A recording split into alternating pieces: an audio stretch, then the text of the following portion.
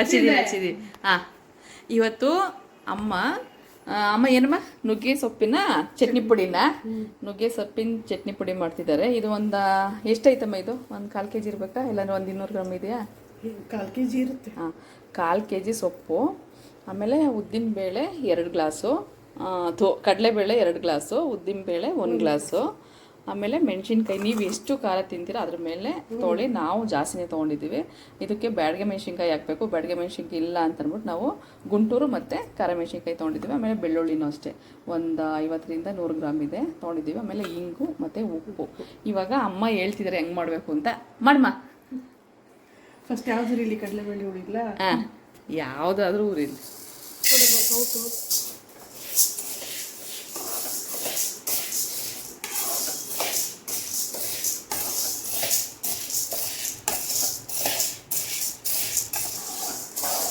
ಅರ್ಚನಾ, ಚಟ್ನಿ ಪುಡಿ ಎಂತೆಂಥಲ್ಲಿ ಮಾಡ್ಬೋದು? ಇವಾಗ ನುಗ್ಗೆ ಸೊಪ್ಪಲ್ಲಿ ಮಾಡ್ತೀವಿ. ಎಕ್ಸಾಂಪಲ್ ಬರೀ ಕಡಲೆಬೇಳೆ ಚಟ್ನಿ ಪುಡಿ ಮಾಡ್ಬೋದು. ವಾ.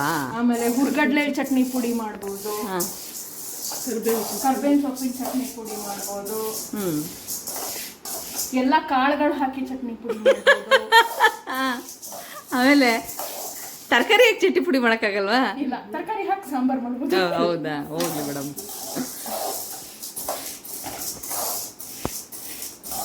ಇವತ್ತು ನುಗ್ಗೆ ಸೊಪ್ಪಲ್ಲಿ ಮಾಡ್ತಿದ್ದೀವಲ್ಲ, ನೆಕ್ಸ್ಟ್ ಯಾವಾಗಾದರೂ ಹುರ್ಗಡ್ಲೆ ಹಾಕಿ ಮಾಡೋಣ. ಹಾಂ, ಹುರ್ಗಡ್ಲೆ ಬೆಳ್ಳುಳ್ಳಿ. ನಾನು ಒಂದ್ಸಲ ಅಕ್ಕಿ ರೊಟ್ಟಿ ಮಾಡ್ತೀನಲ್ಲ, ಅವಾಗ ಮಾಡ್ಬಿಡೋಣ. ಹುಚ್ಚೆಳ್ಳಿನ ಚಟ್ನಿ ಪುಡಿ ಮಾಡ್ಬೋದು. ಆಯ್ತಲ್ಲ, ಹುಚ್ಚೋಳು ಮಾಡಿದ್ರಾಯ್ತು. ಹಾಂ, ನಾನು ಮಾಡಾಗೋಯ್ತು ಅನ್ಕೊ. ಇಲ್ಲ ಮಾಡಿಲ್ಲ ಅಮ್ಮ. ಹುಚ್ಚೋಳು ಚಟ್ನಿ ಪುಡಿಗೆ ಇವಾಗ ನಾವೇನು ತೊಗೊಂಡಿದ್ದೀವೋ ಸೇಮ್ ಅದೇನಾ? ಕಡಲೆಬೇಳೆ ಉದ್ದಿನಬೇಳೆ ಹಾಕ್ಲೇಬೇಕಾ? ಇದು ಬೇಸಿಕ್. ಕಡಲೆಬೇಳೆ, ಉದ್ದಿನಬೇಳೆ, ಮೆಣಸಿನಕಾಯಿ, ಉಪ್ಪು, ಹಿಂಗು.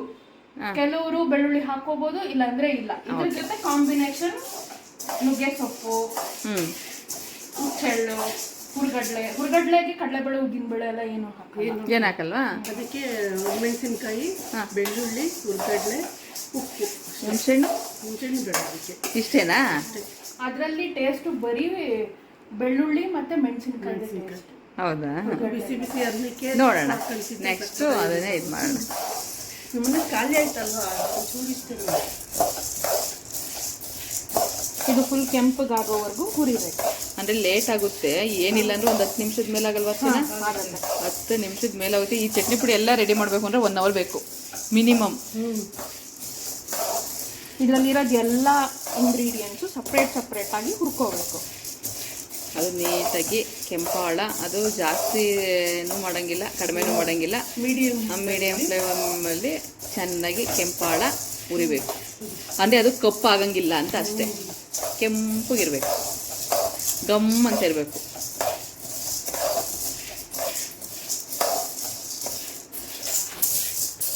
ನೋಡಿ, ಇಷ್ಟು ಈ ಥರ ಕಲರ್ ಬರಬೇಕು. ಒಂದು ಕಪ್ಪಗಾಗಿಲ್ಲ ನೋಡಿ, ಎಲ್ಲ ಕೆಂಪಾಳ ಆಗಿದೆ, ಒಂದೇ ಹದವಾಗಿ ಈ ಥರ ಆಗಬೇಕು. ಅಕಸ್ಮಾತ್ ಹಂಗೂ ಗೊತ್ತಾಗಲಿಲ್ಲ ಅಂದರೆ ಸ್ಮೆಲ್ ಬರ್ತಿದೆ ಗಮ್ ಅಂತ, ಆ ಥರ ಬಂದರೆ ಆಯಿತು ಅಂತ. ಇವಾಗ ಇದನ್ನು ಹಾಕ್ಕೊಂಡು ಉದ್ದಿನಬೇಳೆ ಹಾಕೊಳ್ಳೋಣ. ನೆಕ್ಸ್ಟ್ ಇವಾಗ ಉದ್ದಿನಬೇಳೆ ಹಾಕ್ಕೊಂಡಿದ್ದೀವಿ ನೋಡಿ, ಅದು ಅಷ್ಟೇ ಕೆಂಪಾಳ ಆಗಬೇಕು. ಇದೇನು ಬೇಗ ಆಗ್ಬಿಡುತ್ತೆ, ಉದ್ದಿನಬೇಳೆನೇ ಬೇಗ ಆಗ್ತಿರಲಿಲ್ಲ. ಅಕಸ್ಮಾತ್ ನಿಮ್ಗೆ ಏನಾದ್ರು ಡೌಟ್ ಇದ್ದರೆ ಒಂದು ಕಾಳನ್ನ ಬಾಯಿಗೆ ಹಾಕ್ಕೊಳ್ರಿ, ಅದನ್ನು ಕಟುಮ್ ಅಂದರೆ ಬೆಂದೈತೆ, ಹುರಿದೈತೆ, ಚೆನ್ನಾಗೈತೆ ಅಂತ. ಇಲ್ಲ ಅಂದರೆ ಇಲ್ಲ ಅಂತ. ಇದೆಲ್ಲ ಆರ್ಕೊಂಡ ಮೇಲೆ ಪೌಡ್ರ್ ಮಾಡ್ಕೋಬೇಕು. ಇವಾಗ ಅಮ್ಮ ಉರಿಯೋಕ್ಕಂತೂ ಟೈಮ್ ಆಗುತ್ತೆ, ನಿಧಾನ ಕುರಿಬೇಕು, ಟೈಮ್ ತೊಗೊಳ್ತೈತೆ. 1-2-3 ಜನ ಆದರೆ ನೋಡಪ್ಪ ಚೆನ್ನಾಗಿರ್ತೈತೆ. ಒಬ್ಬರೇ ಮಾತ್ರ ಮಾಡೋಕ್ಕಾಗಲ್ಲ, 1 hour ನಿಂತ್ಕೋಬೇಕು. ನಮ್ಮ ಅರ್ಚನಾ ಅವ್ರ ಕೈಲಂತೂ ಆಗಲ್ಲ ನೋಡಿ, ಎಷ್ಟು ಬೆವ್ತೋಗವ್ರು ಮೇಡಮ್ ಅವರು. ಹಾಂ ನೋಡಿ, ಇದು ಉದ್ದಿನಬೇಳೆನೂ ಆಗಿದೆ ನೋಡಿ, ಎಷ್ಟು ಚೆನ್ನಾಗಿ ಉರಿಬೇಕು. ಹುರಿದಾದ್ಮೇಲೆ ನೆಕ್ಸ್ಟು ಮೆಣಸಿನ್ಕಾಯಿ, ಬೆಳ್ಳುಳ್ಳಿ ಯಾವುದಾದ್ರೂ ಒಂದು ಹಾಕೊಂಡು ಉರಿಯೋಣ. ಇವಾಗ ಮೆಣಸಿನ್ಕಾಯಿ ಇಟ್ಕೊತಾ ಇದ್ದೀವಿ. ಇದಕ್ಕೆ ಬ್ಯಾಡಿಗೆ ಮೆಣಸಿನ್ಕಾಯಿ ಹಾಕಿ ಚೆನ್ನಾಗಿರುತ್ತೆ ಕಲರಾಗಿ. ನಾನು ಬ್ಯಾಡಿಗೆ ಮೆಣಸಿನ್ಕಾಯಿ ಇರಲಿಲ್ಲ, ನಮ್ಮ ಮನೆ ಖಾಲಿ ಆಗಿತ್ತು, ಅದಕ್ಕೋಸ್ಕರ ನಾನು ಗುಂಟೂರು ಮತ್ತು ಖಾರದ ಮೆಣಸಿನ್ಕಾಯಿ ಹಾಕ್ಕೊಂಡಿದ್ದೀನಿ. ನೀವು ಬೇಕಾದರೆ ಬ್ಯಾಡಗೆ ಮೆಣಸಿನ್ಕಾಯಿ ಹಾಕಿ ನೋಡಿ ಎಷ್ಟು ಚೆನ್ನಾಗಿ ಹುರಿದಿದೆ ಅಂತ. ಕಾಳಂತೂ ಹಂಗೆ ತಿನ್ಕೋಬೋದು, ಅಷ್ಟು ಚೆನ್ನಾಗೈತೆ ತಿನ್ನೋಕ್ಕೆ. ಉದ್ದಿನಬೇಳೆನೂ ಅಷ್ಟೇ ಎಷ್ಟು ಚೆನ್ನಾಗಾಗಿದೆ ನೋಡಿ.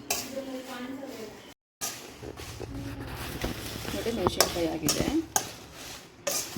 ಈ ಥರ ಆದರೆ ಸಾಕು. ಇವಾಗ ಬೆಳ್ಳುಳ್ಳಿ ಹಾಕೊಂಡಿದ್ದೀವಿ. ಆಮೇಲೆ ಬೆಳ್ಳುಳ್ಳಿ ಒಂದು ಸ್ವಲ್ಪ ಲೇಟ್ ಆಗ್ಬೋದಲ್ವ?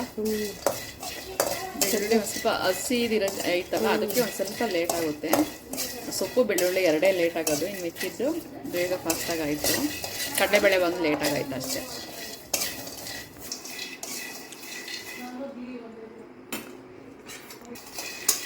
ಅಮ್ಮನ ಕೈ ರುಚಿ ಚಟ್ನಿ ಪುಡಿ, ನುಗ್ಗೆ ಸೊಪ್ಪಿನ ಚಟ್ನಿ ಪುಡಿ ನೋಡಿ.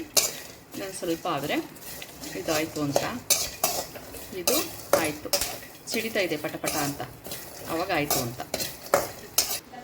ಇವಾಗ ಕೊಬ್ಬರಿನೂ ಅಷ್ಟೇ ನೀಟಾಗಿ ಕೆಂಪಾಳ ಹುರ್ಕೋಬೇಕು, ಅಷ್ಟೆಲ್ಲ ಇದಾಗೋದೇನು ಬೇಡ.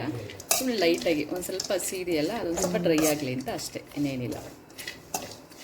ನೋಡಿ ಬೆಳ್ಳುಳ್ಳಿ ಎಷ್ಟು ಚೆನ್ನಾಗಾಗುತ್ತೆ, ಮೆಣಸಿನ್ಕಾಯಿಯೂ ಅಷ್ಟೇ ಇಷ್ಟಾಗಬೇಕು ನೋಡಿ. ಇಷ್ಟಾದರೆ ಸಾಕಿದನ್ನು ಸುಮ್ಮನೆ ಲೈಟಾಗಿ ಅಷ್ಟೇ, ತುಂಬ ಒಣಗಿದ್ರೆ ಏನೋ ಅವಶ್ಯಕತೆ ಇಲ್ಲ ಉರಿಯೋದು. ಇದು ಸ್ವಲ್ಪ ಲೈಟಾಗಿತ್ತಲ್ವ, ನಾವು ಅದಕ್ಕೆ ಹುರ್ಕೊತಾ ಇರೋದು ಅಷ್ಟೇ. ಸಾಕು ಇಷ್ಟ ಆದರೆ. ಇವಾಗ ಸೊಪ್ಪು ಹಾಕಿದ್ದೀವಿ ನೋಡಿ. ಸೊಪ್ಪೆ ಒಂದು ಸ್ವಲ್ಪ ಲೇಟ್ ಆಗೋದು, ಅದು ಹಸಿ ಇದೆಲ್ಲ ಹೋಗಿ ನೀರಿನಂಶ ಎಲ್ಲ ಹೋಗಿ ಫುಲ್ಲು ಡ್ರೈ ಆಗಬೇಕು ಸೊಪ್ಪು, ಗರಿಯಾಗಿ ಗರಿಯಾಗಿ ಆಗಬೇಕು, ಆವಾಗಲೇ ಚಟ್ನಿ ಪುಡಿ ಚೆನ್ನಾಗಿ ಬರೋದು ನೋಡಿ. ಇದು ನೀರಿನಂಶ ಇರೋದಕ್ಕೆ ಹೆಂಗೆ ಮುದ್ದೆ ಗಟ್ಟಿಗೆ ಆಗ್ತಿದೆ ನೋಡಿ. ಇದು ಫುಲ್ ಹಿಂಗೆಲ್ಲ ಆಗಿ ಬಿಡಿ ಆಗಬೇಕು, ಡ್ರೈ ಆಗಿ ಒಣಗಿರುತ್ತಲ್ಲ ಆ ಥರ ಆಗಬೇಕು. ಫುಲ್ ಎಲ್ಲ ಡ್ರೈ ಆಗಿ ನೋಡಿ. ಎಷ್ಟು ಸೊಪ್ಪು ಹಾಕೊಂಡಿದ್ದೀನಿ, ಎಷ್ಟಾಗಿತ್ತು ನೋಡಿ ಯಾವ ಥರ ಆಗಿದೆ ಅಂತ. ನೀಟಾಗಿ ಆ ನೀರಂಶ ಎಲ್ಲ ಹೋಗಬೇಕು, ಹೋಗಿ ಫುಲ್ಲು ಡ್ರೈ ಆಗಬೇಕು. ಇನ್ನು ನೀರಿನಂಶ ಇದೆ ನೋಡಿ. ಇಷ್ಟಾದರೆ ಆಯಿತು ಅಂತ. ಆಮೇಲೆ ಆರಿದ್ಮೇಲೆ ಇದು ಗರಿ ಆಗಿರುತ್ತೆ, ಈ ಥರ ಮುದ್ದೆ ಆಗಿರಲ್ಲ. ಇವಾಗ ಬಿಸಿಲಿ ಹಂಗಿರುತ್ತೆ ಅಷ್ಟೇ. ಸ್ವಲ್ಪ ಹೊತ್ತು ಒಂದು 5 ನಿಮಿಷ ಆರ್ಕೊಂಡ್ಮೇಲೆ ಅದು ಸರಿ ಹೋಗುತ್ತೆ ನೋಡಿ. ಇವಾಗ ಇದು ಆಗಿದೆ, ಗರಿ ಥರ ನೋಡಿ, ಈ ಥರ ಆಯಿತಾ. ಇದಾದಮೇಲೆ ಈ ಬೆಳ್ಳುಳ್ಳಿ ಮತ್ತು ಮೆಣಸಿನ್ಕಾಯಿ, ಕೊಬ್ಬರಿ, ಕಾಳು ಎಲ್ಲ ಸ್ವಲ್ಪ ಹಾಕೋತಮ್ಮ. ಅಮ್ಮ ಹಾಕಮ್ಮ, ರುಬ್ತೀನಿ ನಾನು. ಇವಾಗ ಎಷ್ಟು ಬೇಕು ಅಷ್ಟು ಹಾಕು, ಎಲ್ಲ ಒಂದೊಂದಿಗೆ ಹಾಕ್ಕೊಂಡು ನೀವು, ಯಾಕೆಂದರೆ ಮಿಕ್ಸ್ ಆಮೇಲೆ ಮಾಡೋದು ಆಗಲ್ಲ ಅಂದ್ಬಿಟ್ಟು ಇವಾಗ ಒಂದೇ ಸಲ ಮಿಕ್ಸ್ ಮಾಡ್ಬಿಟ್ಟು ರುಬ್ಬೋದು ಅಷ್ಟೇ, ಏನಿಲ್ಲ. ಇವಾಗ ಎಷ್ಟೆಷ್ಟು ಬೇಕು ಅಷ್ಟೆಷ್ಟು ಹಾಕ್ಬಿಟ್ಟು ಎಲ್ಲವುದನ್ನು ರುಬ್ಕೋಬೇಕು ನೋಡಿ. ಕೊಬ್ಬರಿ ಸ್ವಲ್ಪ, ಬೆಳ್ಳುಳ್ಳಿ ಸ್ವಲ್ಪ, ಮೆಣಸಿನ್ಕಾಯಿ ಸ್ವಲ್ಪ. ಇವಾಗ ನಾನು ಇದನ್ನು ಪೌಡ್ರ್ ಮಾಡ್ಕೊಂಡು ಬರ್ತೀನಿ. ಏನು ಉಪ್ಪು ನೋಡಿ, ಇಷ್ಟು ತರಿ ಇದ್ದರೆ ಸಾಕು. ಇವಾಗ ನೀವು ದೊಡ್ಡ ಬೌಲ್ಗೆ ಹಾಕೋಬೇಕು, ಈಗ ರುಬ್ಬಿದ ತಕ್ಷಣ ಬಿಸಿ ಇರುತ್ತೆ, ಅದಕ್ಕೆ ಒಂದು ಸ್ವಲ್ಪ ಆರಾಕ್ದಂಗೆ ದೊಡ್ಡ ಬೌಲ್ಗೆ ಹಾಕ್ಕೊಳ್ರಿ. ಆಮೇಲೆ ನೀವು ಯಾವುದಾದ್ರೂ ಬಾಕ್ಸ್ ಹಾಕ್ಬಿಟ್ಟು ಮಾಡ್ಬೋದು. ಇದನ್ನು ಹಾಕ್ಬೇಕಾದ್ರೆ ಅಷ್ಟೇ ಎಲ್ಲ ಮಿಕ್ಸ್ ಮಾಡ್ಕೊಂಡು ಹಾಕಬೇಕು. ನುಗ್ಗೆ ಸೊಪ್ಪು ಒಂದು ಮಾತ್ರ ಲಾಸ್ಟಿಗೆ ರುಬ್ಬೋಣ ನೋಡಿ. ಇವಾಗ ಸೊಪ್ಪು ನಾನು ಹಾಕೊಂಡಿದ್ದೀನಿ, ಇವಾಗ ರುಬ್ಕೊಂಬಂದು ಎಲ್ಲ ಮಿಕ್ಸ್ ಮಾಡ್ಕೊಳ್ಳೋಣ ನೋಡಿ. ಇವಾಗ ರೆಡಿಯಾಗಿದೆ ನುಗ್ಗೆ ಸೊಪ್ಪಿನ ಚಟ್ನಿ ಪುಡಿ ನೋಡಿ. ಎಷ್ಟು ಚೆನ್ನಾಗಿ ಗಮ್ಮಂತಿದೆ ಗೊತ್ತಾ.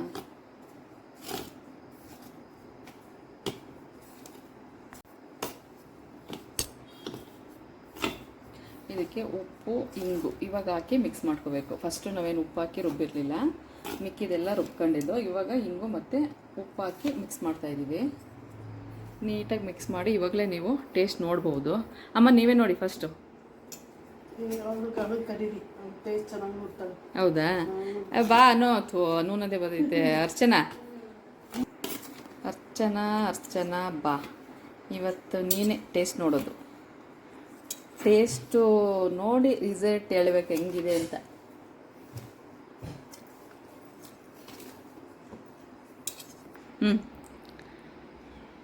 ನಮ್ಮ ಅರ್ಚನಾ ಟೇಸ್ಟ್ ನೋಡ್ತಿದ್ದಾರೆ. ಹೇಗಿದೆ ಮ್ಯಾಮ್? ಚೆನ್ನಾಗಿದೆಯಾ? ಹಾಂ, ನಿಜ. ಇವಾಗ ಇದ್ರ ಬೆನಿಫಿಟ್ ಹೇಳಮ್ಮ ನೀನೆ. ಇವಾಗ ಡಯಾಬಿಟೀಸ್ ಇರುತ್ತೆ, ಅವ್ರಿಗೆ ದಿನ ನುಗ್ಗೆ ಸೊಪ್ಪು ತಿಂದ್ರೆ ಒಳ್ಳೇದು ಅಂತಾರೆ. ಹೌದು. ಹೆಂಗ್ ತಿನ್ನೋದು? ಒಂದೇ ತರ ತಿಂತಾ ಇದ್ರೆ ಅದು ಬೇಜಾರು, ಬೇಜಾರು, ಕಷ್ಟ. ನಿಜ. ಹಿಂಸೆ ಆಗತ್ತೆ. ಅದಕ್ಕೆ ಈ ತರ ಮಾಡ್ಕೊಂಡು ತಿಂದ್ರೆ, ಹ್ಞೂ ಬಿಸಿ ಅನ್ನಕ್ಕೆ ಹಾಕೊಂಡು ತಿಂದ್ರೆ ರುಚಿಯಾಗೂ ಇರುತ್ತೆ, ಆರೋಗ್ಯಕ್ಕೂ ಒಳ್ಳೇದು. ಹ್ಞೂ ಆಮೇಲೆ ನುಗ್ಗೆ ಸೊಪ್ಪು ಏನೇನಕ್ಕೆ ಒಳ್ಳೆಯದು? ಕಣ್ಣು ಒಳ್ಳೇದು. ಹ್ಞೂ ಆಮೇಲೆ ಹೇಳಮ್ಮ. ಡಯಾಬಿಟಿಸ್ ಒಳ್ಳೇದು. ಆಮೇಲೆ ಮೂಳೆ ನೋವಿಗೆಲ್ಲ ಒಳ್ಳೇದಮ್ಮೆ. ಜಾಯಿಂಟ್ ಪೇನು, ಮೂಳೆ ನೋವಿಗೆಲ್ಲ ಒಳ್ಳೇದು. ಅರ್ಚನೆ ಹೇಳ್ದಂಗೆ ಐರನ್ ಕಂಟೆಂಟ್ ಇರುತ್ತೆ. ಜಾಸ್ತಿ ಡಯಾಬಿಟಿಸ್ಗೆ ಇದು ಮೇಯ್ನು. ನೀವೇನಾದರೂ ನುಗ್ಗೆ ಸೊಪ್ಪು ಏನಾದ್ರು ತಂದು ಇರಪ್ಪ ಜಾಸ್ತಿ ಐತೆ ಅಂತ ಬಿಸಾಕೋದ್ ಬದಲಿಗೆ ಹಿಂಗೆ ಮಾಡಿ ಇದನ್ನ ಎಷ್ಟು ತಿಂಗಳು ಮಾಡ್ಕೋಬೋದಮ್ಮ? ಫ್ರಿಜ್ಜಲ್ಲಿ ಏರ್ ಟೈಟ್ ಕಂಟೈನರಲ್ಲಿ ಇಟ್ಟರೆ ಎಷ್ಟು ತಿಂಗಳು ಬೇಕಾದರೂ ಇಡ್ಬೋದು. ನೋಡ್ದಾ, ಎಷ್ಟು ತಿಂಗಳು ಬೇಕಾದ್ರೂ ಇಡಬಹುದಂತೆ. ನಿಜವಾಗ್ಲೂ ಮಾಡ್ಕೊಳ್ರಿ, ತುಂಬ ಚೆನ್ನಾಗೈತೆ. ಇದು ಆರಿದ್ಮೇಲೆ ನೀವು ಬಾಕ್ಸ್ಗೆ ಹಾಕಿ ಎತ್ತಿ. ಅದೇ ಈಚೆನೇ ಇಡಬೇಕಾ ಇಲ್ಲ ಫ್ರಿಡ್ಜ್ಗೆ ಇಡಬೇಕಾ? ಫ್ರಿಜ್ಜಲ್ಲಿ ಇಡಬೇಕು. ಫ್ರಿಡ್ಜಲ್ಲಾದರೆ ಎಷ್ಟು ದಿನ ಬೇಕಾದ್ರೂ ನೀವು ಸ್ಟೋರೇಜ್ ಮಾಡ್ಕೋಬೋದು. ಆಮೇಲೆ ಎಲ್ಲಾದರೂ ಟ್ರಿಪ್ ಹೋಗ್ತಿದ್ದೀರಾ, ಆಚೆಗೆ ಹೋಗ್ತಿದ್ದೀರಾ ಅಂದರೆ ನಿಜವಾಗ್ಲೂ ಮಾಡ್ಕೊಂಡೋಗಿ ತುಂಬ ಹೆಲ್ಪ್ ಆಗುತ್ತೆ. ದೋಸೆ, ರೊಟ್ಟಿ, ಬಿಸಿ ಅನ್ನಕ್ಕೆ ಉಪ್ಪು ಹಾಕೊಂಡು ತಿಂದರೆ ಹಾಂ ನೋಡೋದು ಅಮ್ಮ ಹೇಳ್ತಿದೆ. ನಿಜವಾಗ್ಲೂ ಮಾಡಿ ತುಂಬ ಚೆನ್ನಾಗಿದೆ. ಮಾಡ್ಕೊಂಡು ಹೇಗಿದೆ ಅಂತ ಟೇಸ್ಟ್ ಹೇಳ್ರಿ. ಅರ್ಚನಕ್ಕೆ ಕಮೆಂಟ್ ಹಾಕಿ. ಅರ್ಚನೆ ಇವತ್ತು ಹೇಳ್ಕೊಟ್ಟಿದ್ದು ಅವರಮ್ಮ. ಅರ್ಚನೆ ಹೇಳಿದ್ದು ಹೇಗೆ ಮಾಡೋದು ಅಂತ ಅಂದ್ಬಿಟ್ಟು ಅವರಿಗೆ ಕಮೆಂಟ್ ಹಾಕಿ ಹೇಗಿದೆ ಅಂತ ಹೇಳಿ.